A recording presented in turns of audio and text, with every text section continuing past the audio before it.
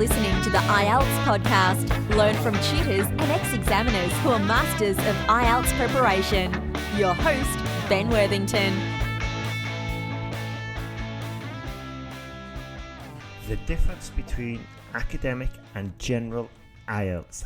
Hello there, students. In this tutorial, Daphne and myself will explain the differences between the academic and general, the similarities, what they're used for, the scoring systems, and then which one is easier. So, hello there, Daphne. How are you doing today? Hi, Ben. I'm really well, thank you. Hi, everyone. And excellent. All right. So, let's see. If you were a student, Daphne, I know we're going a bit off-piste here. Which one would you prefer to take before we get into the details? I've no doubt about that one. I prefer to take general because I really like the general writing task 1, which is the letter writing task. Mm-hmm. Because for me, it's actually quite useful to know how to write these essays. It's really important. And quite often in life, if you're applying for a job, to be able to write a cover letter that would go with your CV, to be able to write a letter of complaint. And it's amazing how often we actually do need a lot of these skills when we're communicating with people. So I definitely prefer general because, to be honest, with the academic writing part 1, I don't very often, luckily, in my life, have to report on graphs. No, me neither. But yeah, so totally agree with you there. With the general training, you do pick up some useful life skills, such as writing these letters. And yeah, I do set. But nowadays, I find it's more emails. But still, there's a lot of phrases that can be carried over and used in your emails, and especially if you're going for a job application. Exactly. Yes. Yeah. All right. Yeah. Okay then. So a lot of students will be wondering which one to take. So we could briefly say that the academic one academic IELTS is designed for those who intend to study at an English-speaking university and will also need some kind of professional registration. So I was speaking the other day with a student, Gabriella, and she'd taken the IELTS to, so she could practice physiotherapy, or at least start the process of practicing physiotherapy in Australia. And wow. Yeah. What would general training IELTS be useful for? Who would it be useful for? I think general is more for somebody who wants to migrate to an English-speaking country. So whereas with academic, you've got like university, like a postgraduate or something, or as you say, a professional like a doctor or something for the academic. The general is more if you want to go and live in a different country. And it's for work purposes.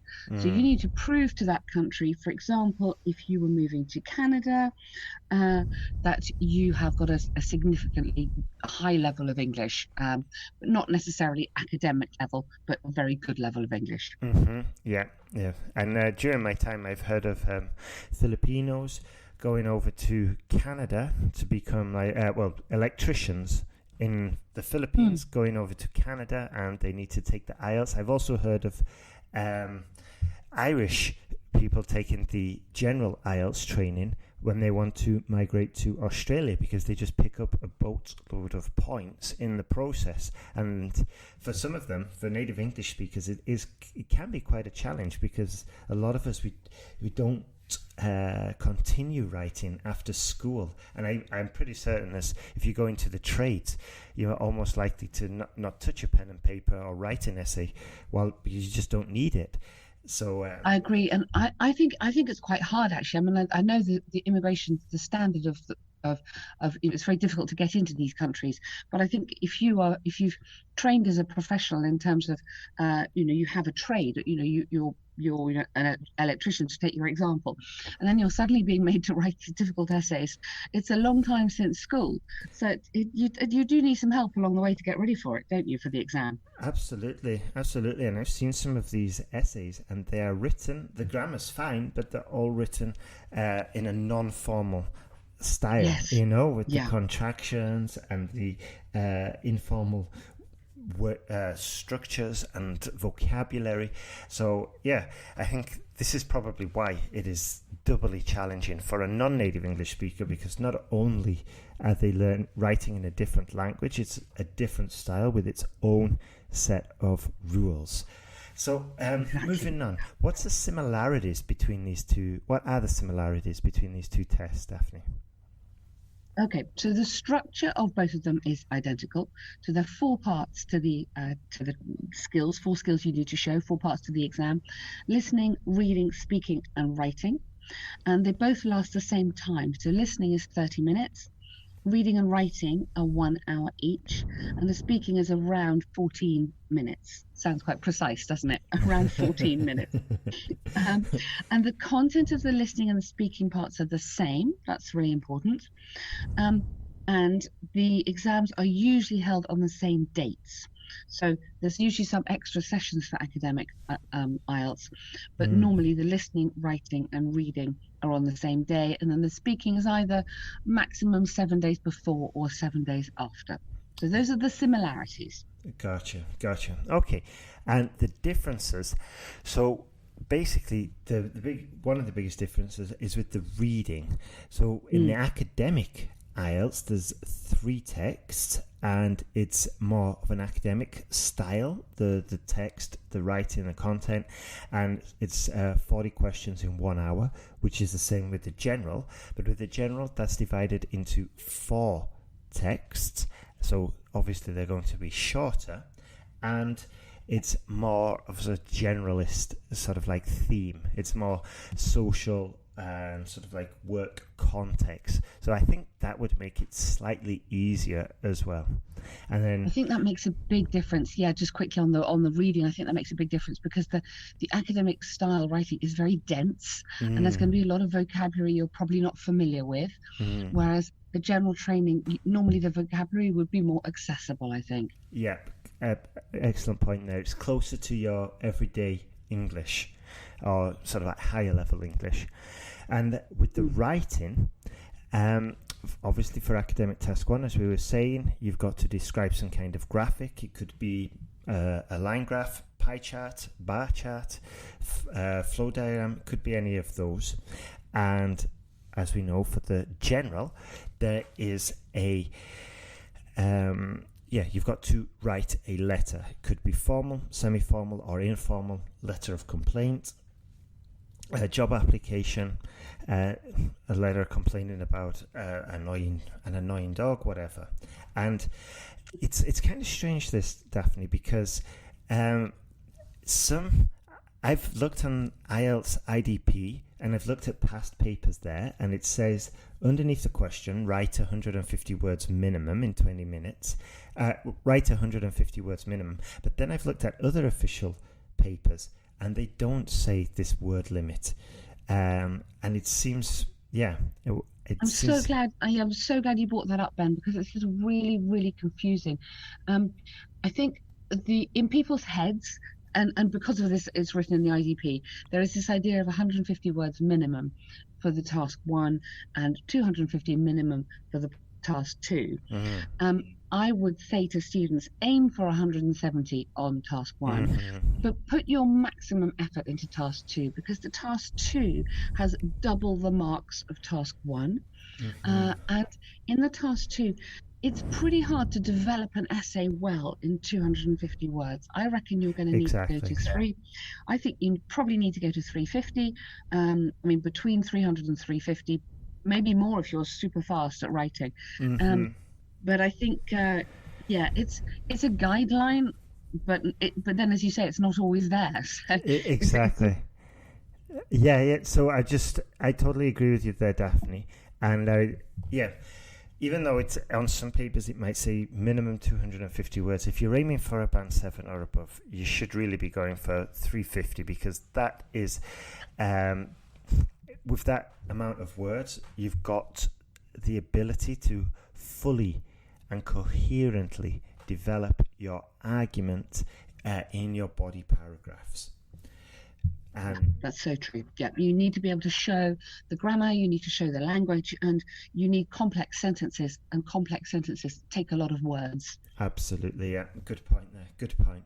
So the difference between the questions is that the academic one will be slightly more complex. It's going to be a little bit more sort of like detailed, and obviously a little bit more scientific, where some of the general training ones I've seen, some of the questions might be should employers allow the families on work holidays with them, and that's not very sort of like scientific based, whereas an academic one could be about pollution in the city centres, for example.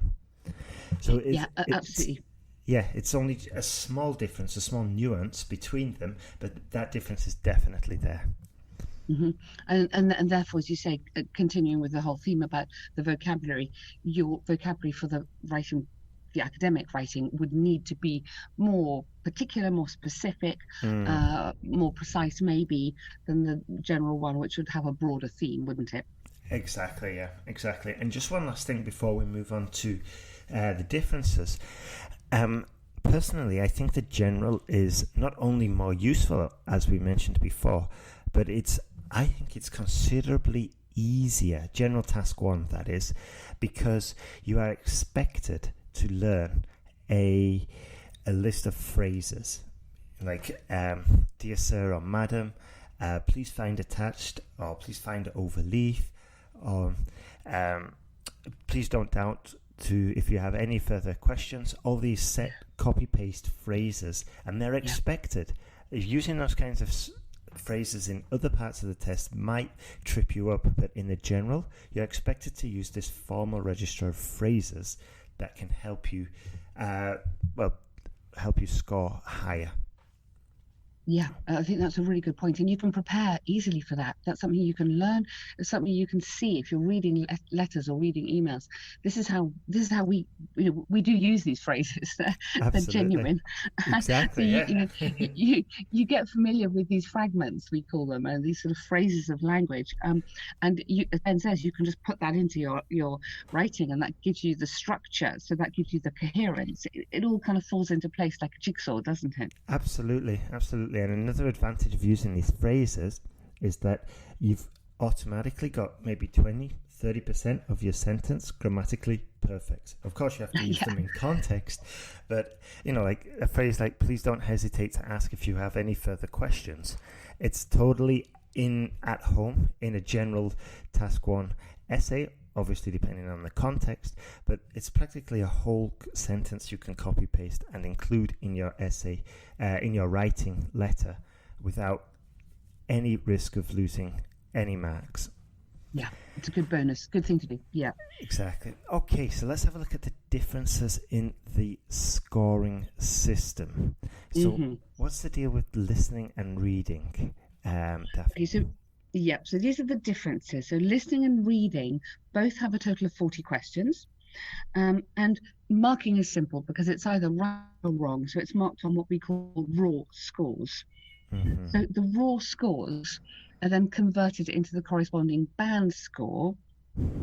So because the general training is considered to be easier than academic, you need to score a higher raw score in the reading test in general to get the same band score.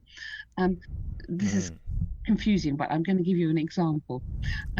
So the IELTS website says that usually the greater number of questions must be answered correctly on general training reading to secure a given band. So Ben, do you want to compare the scores there? So for the academic at band 9, you need to be getting 39 out of 40, whereas for the general you need to get 40 out of 40. And then for the academic, for 8.5, you just need 37, whereas for the general you need 39. And then for band 8, you need 35 out of 40 for the academic and 38 out of 40 for the general. And then for band 7, you need 30 out of 40, whereas for the general you need to get 32.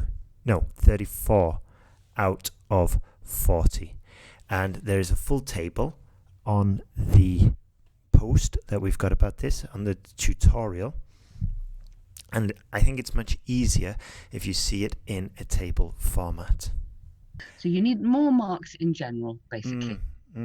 That makes to get sense. The band. Yeah, that makes sense, because going for the general test, and you're probably going to be, just take the electrician as an example, you're going to be in an environment where you're probably going to be using your English day in, day out, so you probably want a higher grasp of what's being communicated, rather than sort of like a more precise, exact one, which is what's required with the academic, I think, if I'm understanding this correctly. Yeah, I mean, it's a big differential, isn't it? I mean, you need to get your band 8. You need 3 more points in the general than you do in the academic, but then that obviously reflects the fact that it's considered to be easier. So what they're trying to do is wipe out this idea that it's much easier because you need to get more points. So it has to be valid, doesn't it? Yes. So just in summary, you need like a higher quantity of correct answers to score the same, whereas in academic, you just need to get more answers to get a band 8. Sorry, you need to get 35 out of 40 to get a band 8, whereas for the general, you need 38 to get the band 8. So you need a higher, in pretty much every level, you need more correct answers to get the score, to get the same or a higher score than in the academic. All right. Exactly. Comparing results. Sorry. I think we've just answered our next question, which is one of them easier than the other? This is really interesting because we went to the official IELTS website and we found the official results show that the average score in academic IELTS is 5.9, whereas in general, the average result is 6.2. Yeah. Wow. I was really surprised, Ben, when I read that. I was really surprised because I kind of thought it would be the same. I haven't really... That's quite a big difference, isn't it? Yeah, definitely. And it's funny because I think the vast majority of students take the academic IELTS as well. As far as I understand, I think it's something like 75% take the academic and 25% take the general. But it seems that more students are, obviously having a tougher time with the academic. And it probably goes without saying that within these, the hardest section or the hardest part of the exam is the writing. And what are the average band scores for those? For the academic? This is really interesting, and this just shows how important it is to get feedback and get help on your writing. So the average band score for the academic is 5, and in general is 5.95. So it's almost a whole band difference between the general and the academic. So for me, that absolutely underlines that how challenging this writing is. And if you can get feedback and you can get help on your writing, that will just really help you on that. Excellent point there. Excellent. And it's moving on to the reading. I think scores are generally higher than this because this is an area that a student can take control of themselves. Whereas if you start to try and improve your writing by yourself, it can be quite a challenge. Whereas with the reading, you've got the answers at the back of the book, for example, or in the next page if you're working online. Whereas with the writing, it's really difficult. So this is another reason why getting that feedback will help you improve much faster, and also not only show you where you're going wrong, but also give insights as to where you are going right as well. Yes. Yeah, that's very true. Because if you're making mistakes writing, and if you're not getting any feedback, you're just going to make the same mistake again. You could write loads of essays, but they might all have the same mistakes in, which is very, very depressing. Exactly. And I think, especially if you're in this rut, if you're in this situation of taking exam after exam after exam, then you definitely need to get help. And going down to your local academic academic or language centre, wherever, that could be helpful. But if you are only struggling with the writing, then I would strongly recommend you get some personalised writing help. And also, if you're working full time, you probably don't have time to go down to your local time or money to go to your local language centre.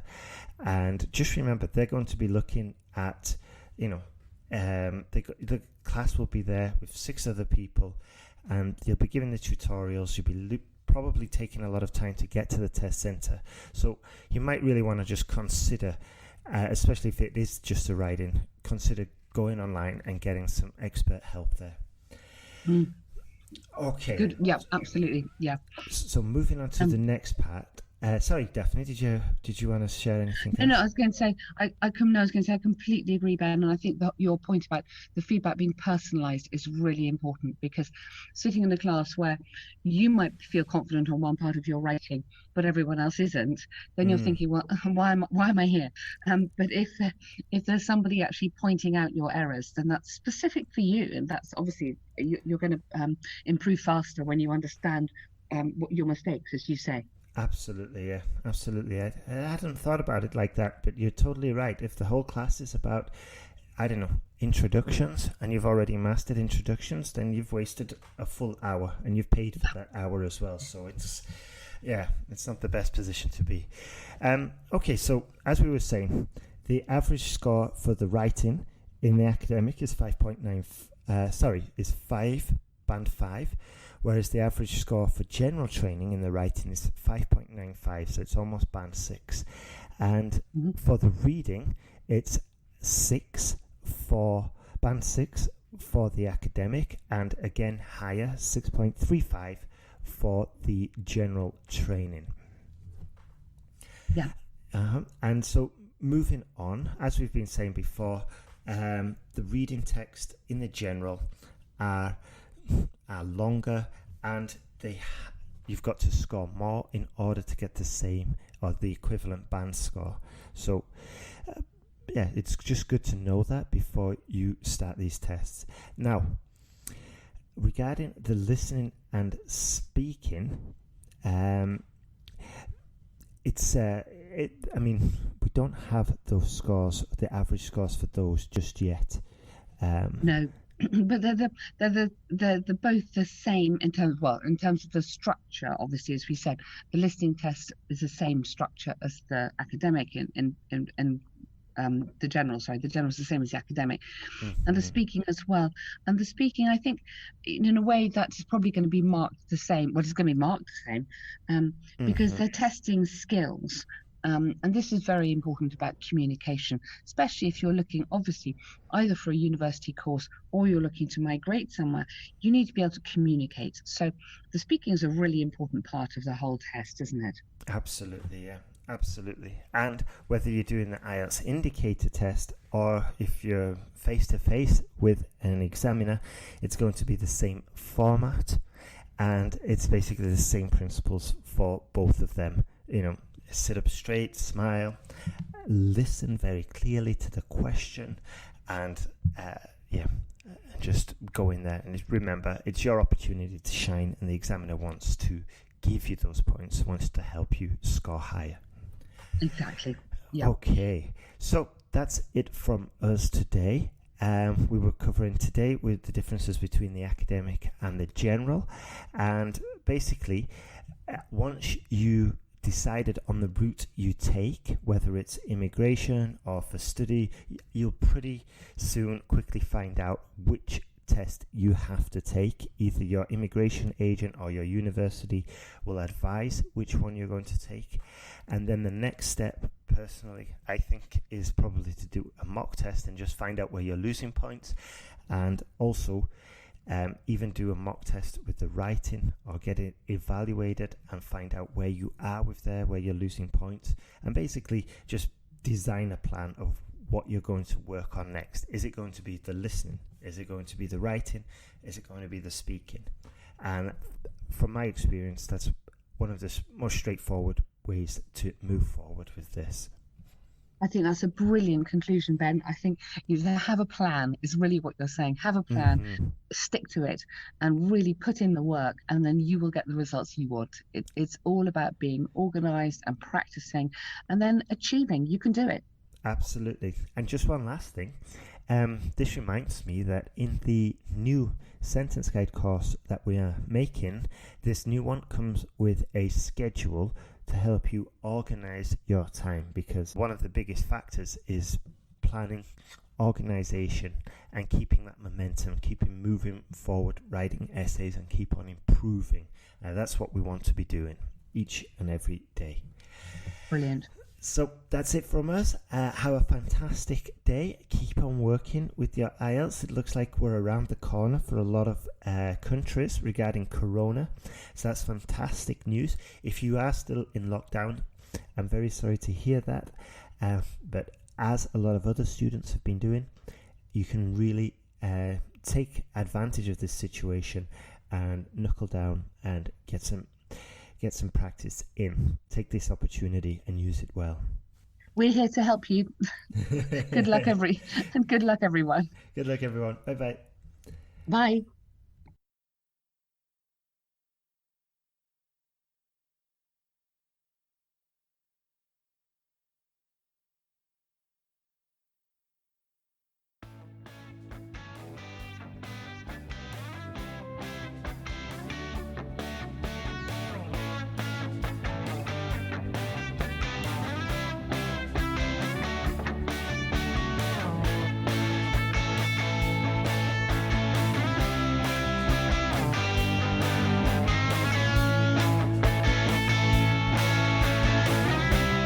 Thanks for listening to IELTSpodcast.com.